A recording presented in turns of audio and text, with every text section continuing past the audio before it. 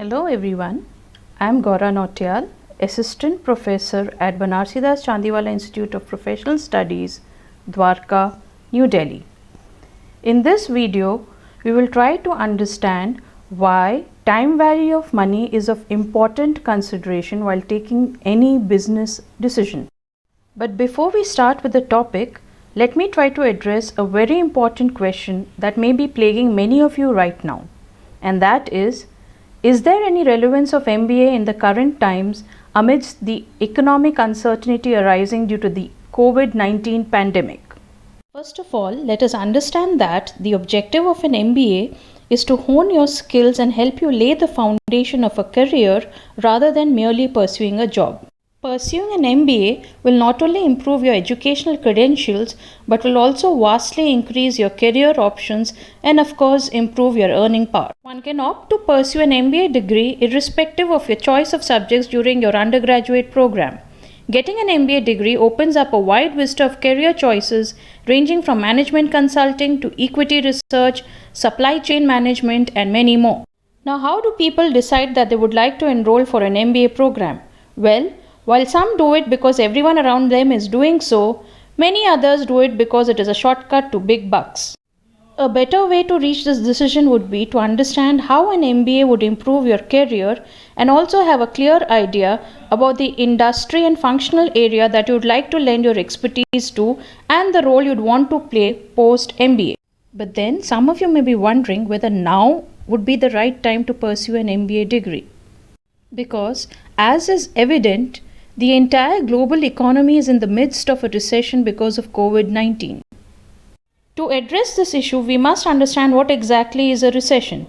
In the words of the National Bureau of Economic Research, it is an economy-wide decline in industrial production, employment, real income, and wholesale retail trade. The International Monetary Fund describes recession as the shrinking of an economy for 2 consecutive quarters, that is 6 months, with a decrease in the gross domestic product. Simply stated, recession sets off a domino effect that starts off with lowering of market demand, leading to fall in production, therefore fewer jobs and promotions, salary cuts, and even job layoffs, essentially a lack of opportunities all around. So should you worry? As you can see, we have witnessed 12 global recessions between 1945 and 2009, ranging from a period of 6 months in 1980 to the most recent extending over a period of 18 months starting in December 2007 to June 2009. So evidently, global recessions are a common phenomenon and occur frequently. And remember, irrespective of the economic situation, companies are always seeking skilled talent. So, while the world may be in the trough of a business cycle, up ahead is recovery and prosperity to look forward to. Also keep in mind that even in these recessionary times, there are some sectors that are growing, such as life sciences and healthcare, banking, financial services and insurance, IT and IT-enabled services, telecom, media and entertainment, as well as logistics and transportation. All sectors where an MBA will definitely be an added bonus to either kickstart your career or to secure that promotion that you've been aiming for. Pursuing an MBA would essentially help you learn practical applications of theoretical concepts. Concepts such as time value of money, a small part of which will be illustrated in this video. Let us try to understand the concept of time value of money or TVM by analyzing the following statements. Statement 1. Wimbledon set for coronavirus windfall in huge payout from pandemic insurance. Statement 2. Wimbledon has paid out roughly £1.5 million per annum over a 17-year period as premium for pandemic insurance, and it is set to recover around £114 million, making it a very sensible investment. As widely reported in the press, it is true that the All England Lawn Tennis Club has purchased pandemic insurance paying approximately £1.5 million per year for the last 17 years, making it one of the few sporting events that is prepared for COVID-19. It is also true that the organizers will reportedly receive £114 million due to the cancellation of the event. Given these facts, would it be correct to believe the social media posts which claim that Wimbledon organizers would be earning £88.5 million because of this deal? The answer from a finance standpoint is a big categorical no. So then the question is, what is wrong with this statement? Let us take a closer look at the statement. Wimbledon has paid out roughly £25.5 million over the 17-year period, and it is said to recover around £114 million, making it a very sensible investment as it has earned £88.5 million over the period. Going by the simple rules of arithmetic, there seems to be nothing wrong in this statement.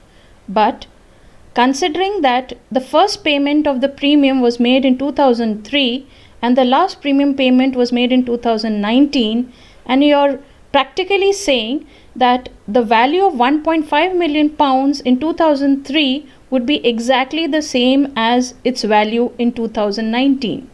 And this is where, as a decision maker, the concept of time value of money should be of importance to you. Now, what exactly is TVM? In simple terms, it is a concept that acknowledges that in any business, the investments and revenues occur at different time periods. And in order to reach a decision on the financial viability of that investment, all these cash flows need to be brought to a common time frame. It is by applying the time value of money concept that one is able to bring these cash flows to a common time frame and make them logically comparable. There are broadly two techniques of incorporating time value of money. First, compounding, which is the process of calculating future value of cash flows, and the second is discounting, which is the process of calculating present value of cash flows. Whichever the technique, a lot depends upon the nature of these cash flows. If these cash flows are of different amounts, then they are referred to as differential cash flows. However, if they are equal amounts occurring at regular intervals of time, they are referred to as an annuity. In our example, the cash flows are £1.5 million being paid at intervals of exactly 1 year each. Therefore, this is an example of an annuity, and we will be using the formula of compounding of an annuity. Using the example of the Wimbledon pandemic insurance to illustrate the concept of TVM, we will be finding out the future value of all the premium paid by the organizers since 2003. In simple terms, we are trying to find out what would be the equivalent value in 2020 of £1.5 million paid in the year 2003, 2004 and so on. Let us take a look now at the timeline of cash flows. The All England Lawn Tennis Association paid £1.5 million per annum for the 17-year period from 2003 to 2019 towards premium for insurance against pandemic. And the organizers received $114 million as payout in 2020 due to the coronavirus pandemic, resulting in a cancellation of the Wimbledon event. As we've said earlier, we'll be using the future value concept over here, which means that all the previous cash flows have to be brought to the year 2020, that is, their future value needs to be calculated. Therefore, it is important to know by how many years each cash flow needs to be brought forward.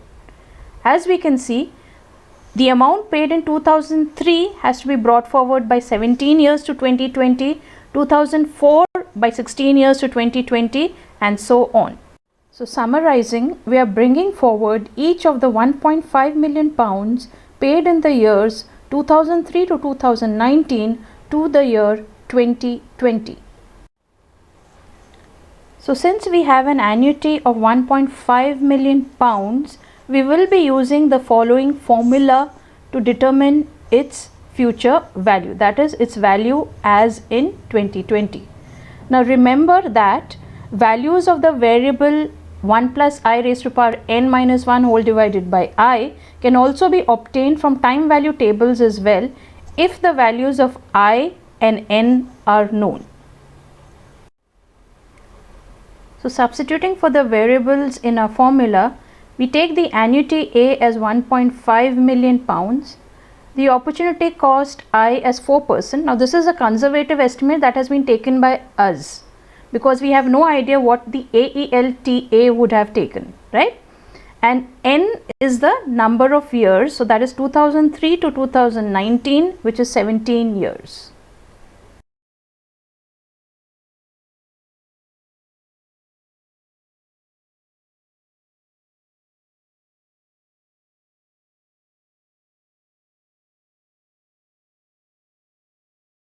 This £35.5 million can now be compared to the £114 million of payout expected by the Wimbledon organisers, as the cash flows are now in the same year.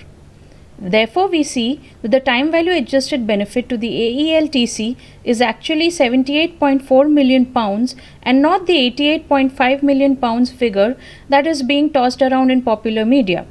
This clearly illustrates the importance of understanding a basic finance concept such as TVM.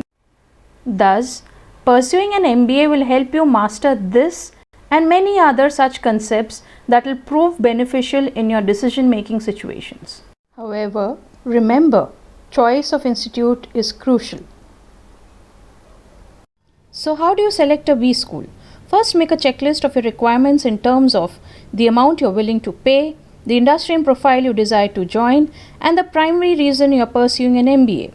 Second, make a checklist of what you expect in an institute in terms of infrastructure, placement, student profile, faculty recognition, reputation, and specializations offered.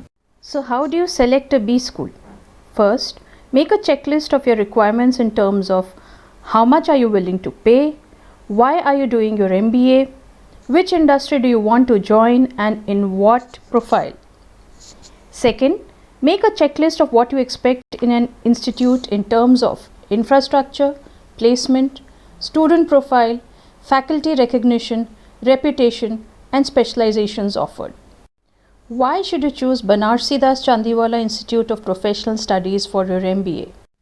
To begin with, Banarsi Das Chandiwala Institute of Professional Studies is promoted by the prestigious Shri Banarsi Das Chandiwala Seva Smarak Trust Society, which was established in 1952 by freedom fighter and a close associate of Mahatma Gandhi, Shri Brij Krishan Chandiwala, in the memory of his father, late Shri Banarsi Das Chandiwala. Shri Brij Krishan Ji was honoured with the Padam Shri in 1963 for his tireless contributions in the field of social services. Acknowledging the role of women's education in national development, the Trust founded its first college, Janki Devi Memorial College for Women, in 1959. Today, 4 more institutions offering courses in management education, hotel management, information technology, and physiotherapy work under the aegis of the Trust. The Trust is also active in healthcare and oversees 2 healthcare institutions in New Delhi and 1 in Motihari, Bihar.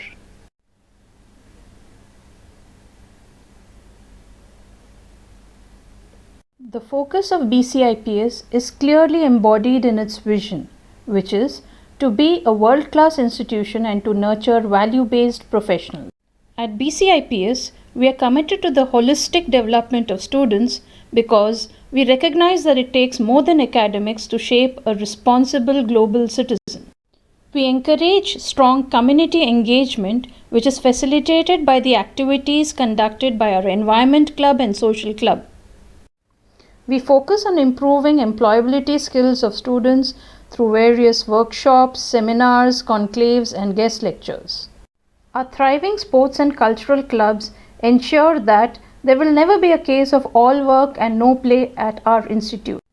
We provide umpteen opportunities for industry interaction to bridge any gap between academics and industry. Before we conclude the video, meet the members of our BCIPS finance team led by our director Dr. Aparna Mishra and ably supported by Dr. Dipali Saluja, Ms. Priyanka Chadda, Ms. Khushbu Madan, Ms. Madhu Ruhil, and me, Gaura Nautiyal. Admission to the MBA program at BCIPS is through CAT 2019, followed by CMAT 2020 and the CET conducted by GGS IPU, the affiliating university, in that order of preference. For the BBA program, admissions are exclusively through the CET conducted by GGS IPU. For further details, you may visit our website www.bcips.ac.in. Thank you for watching this and see you at BCIPS.